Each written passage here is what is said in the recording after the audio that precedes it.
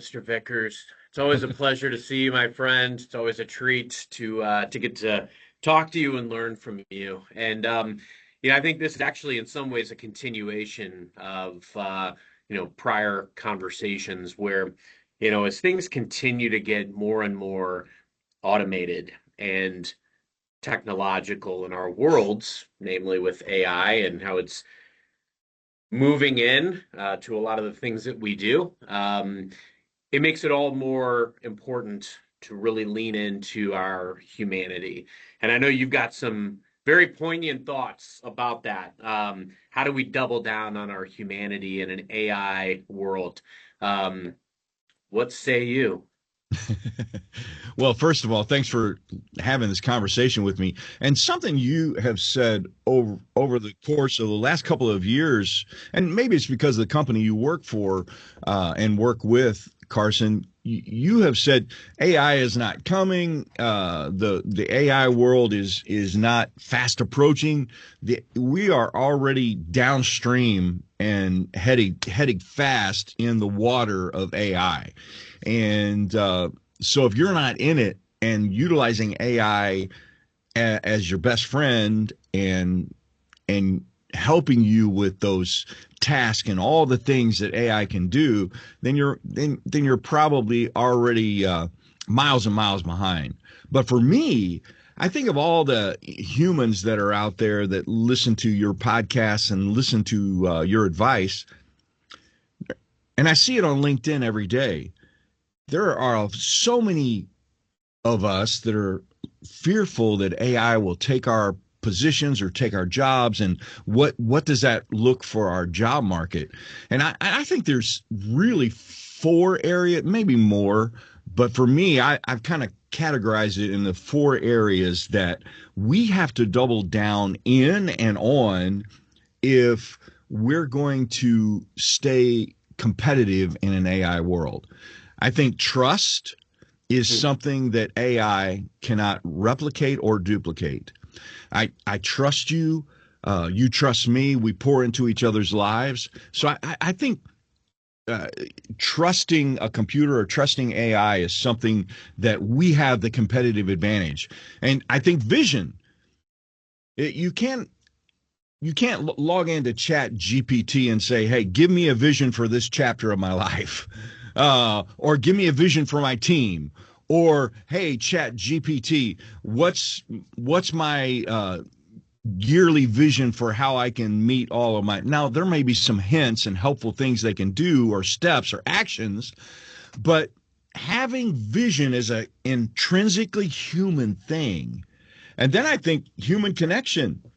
And don't get me started on AI girlfriends and boyfriends, because I'm sure that is definitely out there and making all kinds of inroads and all kind. I read articles every day, but I think human connection is probably the number one thing that we can do. There's actions that we do as humans, but I think trust, vision, and human connection uh, are are invaluable. And then character, Hmm. just having uh, um, dare I use the term, a true north that you believe in as a human being with a heartbeat, and you have that true north. So I think those things are super ways that you and I can uh, step ahead and double down in an AI world. I couldn't agree more. When I think about it, we as human beings were hardwired to seek, to crave connection. And where I think a lot of the fear and anxiety comes in is what is or what could AI or the prospect of AI threaten or um, change or alter that, we have today. I think often we tend to look at, what is in danger, in my immediate sphere. And when we're seeing people lose their jobs, or even day-to-day job functions that are being replaced, because of technology, that can start to encroach on, our how we view ourselves, how we Yeah. value, um, you know, the strengths and the skills that we bring into our career, into our lives. I think I've been reading a lot lately, and I was reading some Mark Manson, and there was a passage where he talks about, and I mean, this was actually written 9 years ago, and he was talking about the inevitability of AI and these processes taking on these elements of our lives.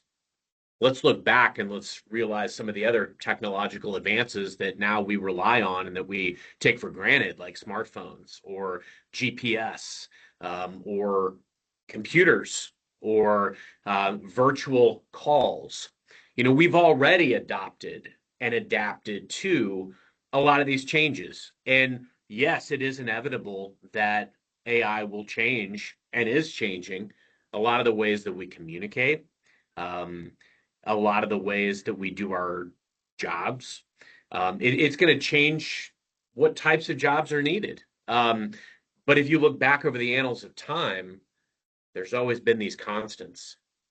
And that's why, whether it's peaks and valleys or whether it's, different things that are changing around us, often it's critical that we keep that steady hand on the wheel. And I think the best way to do that as human beings, as leaders, as spouses, as parents, I'm watching my kids grow up in this same world, wondering what jobs are these kids going to be doing? Yeah. There's a lot of things that we will still need and that we will still rely upon. I don't think any of my customers are ready to buy completely from an AI agent that they don't know or that hasn't earned their trust. I don't think an AI agent can completely de-risk their decision, but can it make me more effective? Can it help me research? Can it help arm me with what I need to know as I'm reaching out and offering perspective Oh, and value? 1,000,000%. Yes. And that's where we have to task ourselves is the anxiety is normal and the fear is normal, but what's it really telling us? And does it change our values? No. And I think about the simplest of things. I have to dumb things down to the simplest format, and maybe that's just me. But I think about like our friendship, our connection. Um, I like Carson. So likability is something that humans forget that, what can I do to be more likable? Because that's doubling down on what it means to be human. I promise you, people want to work around other people that they like. Mm. So I think those are some of the things that are going to get drifted away or scraped off the top. The people that are unlikable are going to be pushed to the side because now companies and corporations can be picking and going, okay, they have the talent, they have the hard skill. This person has the talent and the hard skills. So what's the differentiator? Oh, the energy that they bring to the room. Oh, the passion that enthusiasm, I call it, that energy enthusiasm that come across. I think Warren Buffett has a great quote on this. He talks about, there are three things that he looks for in people. He says, I look for somebody that's likable, somebody that has enthusiasm, and somebody that has integrity. And if you don't have integrity, then you might as well forget the first two because the integrity is going to wipe off any energy or enthusiasm that person brings. So just thinking about all of the things that we as humans bring, being coachable. Uh, I will take 10 great associates over 100 that are coachable. Mm. You give me 10 people that are coachable, Carson, and I'll take over a territory, a market, a niche, because if people are coachable, they will move mountains if they're given the right amount of information and teaching and feedback. They'll be unstoppable. But you give me 100 people that aren't coachable, oh, God, I just feel that misery coming over me. There is a benefit to the open-mindedness. Again, it's normal to have trepidation and fear, especially amidst, watching colleagues, people that you've worked with for years laid off around you, or even facing layoff. I've been laid off 3 times in my career, and each time was very challenging and forced a pivot. But each time, we can learn from experiences and we parlay what we've learned into new experiences. And when you talk about that, Richard, a couple things come to mind. I think about the resilience that we develop as people, that unstoppable human spirit. That's something that a machine doesn't have. I also think about heart. And you talked about character, and I really think it's intrinsic to our values, what's important to us, and we have to Yeah. define that. AI can make everything that we do better in theory. It can help us to be better with diagnosing and curing diseases. It can help us with, developing a better roadmap or, a lesson plan for a teacher. There's so many things that it can help us with. And so I think we have to be open to the possibilities.